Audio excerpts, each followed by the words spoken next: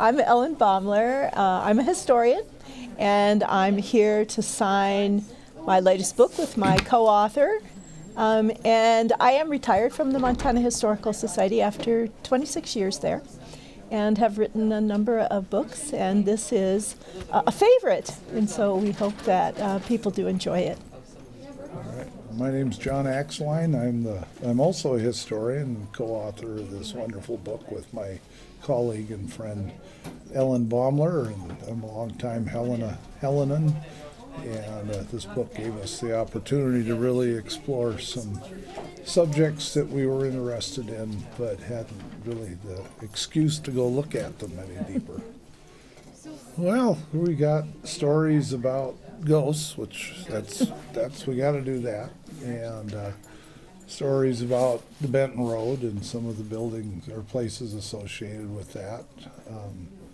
Some not so well-known people in Helena's past that most Helenans or newcomers to town have known about. There's a pretty interesting story about Bigfoot. And about flying saucers. Hoax, yes. Yes.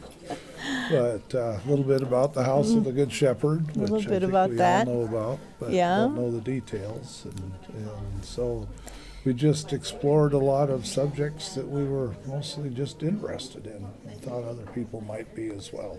Well, we kind of started out many years ago in 1995 writing a column with some other historians for the Independent Record, and we did 3 volumes, and they were sort of along this same vein, sort of little tidbits about Helena that people might not necessarily know, and this really kind of continues that tradition. And we just, I don't know, as historians, we do pick up weird things, and there are things that we can't always expand or expound upon. And so this gave us an opportunity to explore those kind of other things that are always in the backs of our minds, I think, but we don't always have the opportunity. Man, I think a lot of the things we tackle in the book are subjects that there's some huge misconceptions about. Mm-hmm. And so this gives us a chance to kind of correct those misconceptions and tell a story that's just as interesting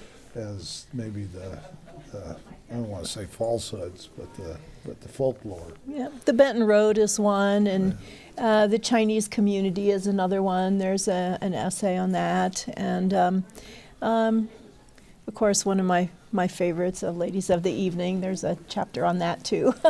And so. Yeah, it was.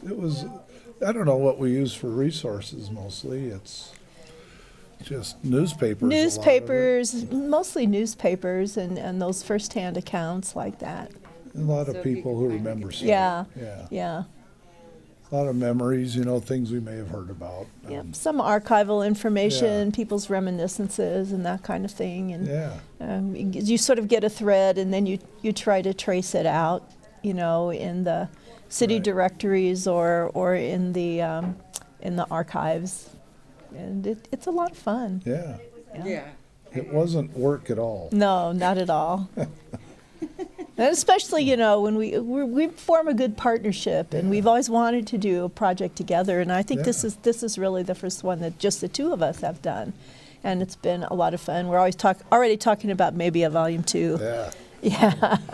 So, but there's lots of stories to tell. We'll never run out of stories, and we'll never know everything for sure. Right.